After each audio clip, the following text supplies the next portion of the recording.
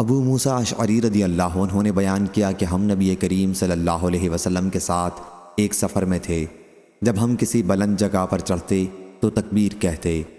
حضرت صلی اللہ علیہ وسلم نے فرمایا، لوگو اپنے اوپر رحم کرو، تم کسی بہرے یا غائب خدا کو نہیں پکارتے ہو، تم تو اس ذات کو پکارتے ہو جو بہت زیادہ سننے والا، بہت زیادہ دیکھنے والا ہے۔ پھر حضرت صلی اللہ علیہ وسلم میرے پاس تشریف لائے۔ میں اس وقت زیر لب کہہ رہا تھا، لا حول ولا قوت الا باللہ۔ حضرت صلی اللہ علیہ وسلم نے فرمایا، عبداللہ بن قیس کہو، لا حول ولا قوت الا باللہ، کیونکہ یہ جنت کے خزانوں میں سے ایک خزانہ ہے۔